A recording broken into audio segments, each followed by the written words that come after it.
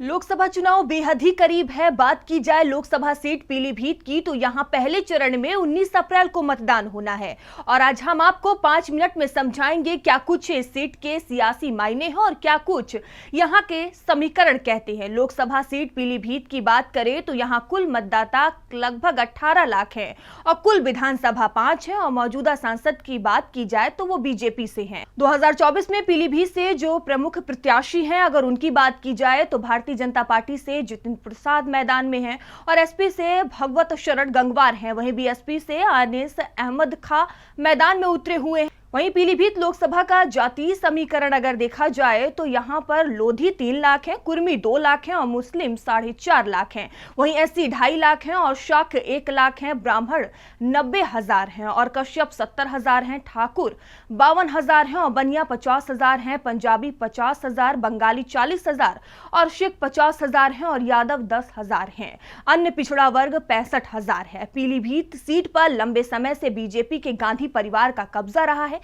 BJP ने इस बार वरुण गांधी का टिकट काटकर यूपी के कैबिनेट मंत्री जितिन प्रसाद को टिकट दिया है। 2019 के लोकसभा चुनाव में बीजेपी ने पीलीभीत सीट पर जीत हासिल की थी। वहीं 2019 लोकसभा चुनाव में पीलीभीत के नतीजों की बात की जाए तो बीजेपी 7,04,549 वोट पाई थी और समाजवादी पार्टी 4,78,922 वोट पाई थी। 2019 के लोकसभा चुनाव में बीजेपी ने पीलीभीत में जीत हासिल की थी। बीजेपी ने यह सीट 2,55,627 वोटों से जीती थी, वो भी तब जब सपा बसपा का गठबंधन था। वहीं 2022 के विधानसभा चुनाव में पीलीभीत लोकसभा क्षेत्र के अगर नतीजों की बात की जाए तो यहां बीजेपी 6,53,613 वोट पाई थी। वहीं समाजवादी पार्टी 4,91,541 वोट पाई थी और बीएसपी 79,339 वोट पाई थी। 2022 के लोकसभा चुनाव में पीलीभीत लोकसभा में बीजेपी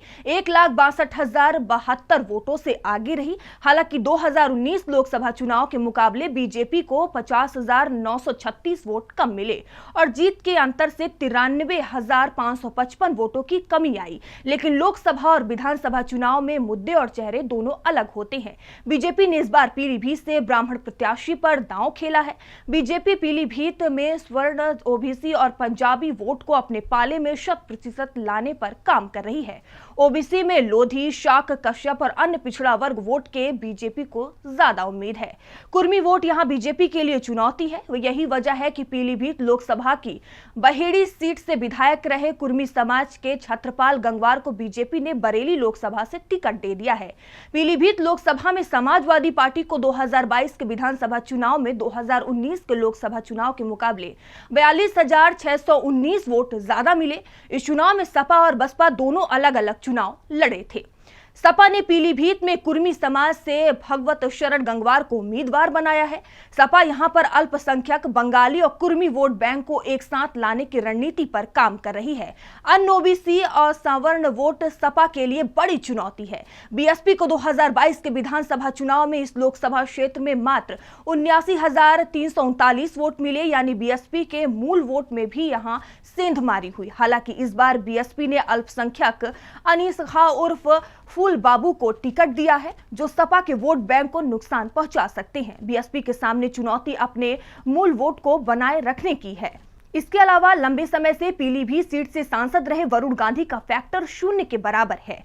हाँ, ये जरूर है कि लोकसभा में 15 से 20,000 वोट उनका खुद का है, लेकिन वो वोट भी वैचारिक तौर पर भाजपाई है। पीलीभीत में प्रधानमंत्री की रैली भी आई। भीड़ ने यह साबित कर दिया कि ब्रांड मोदी सबसे बड़ा ट्रंप कार्ड है।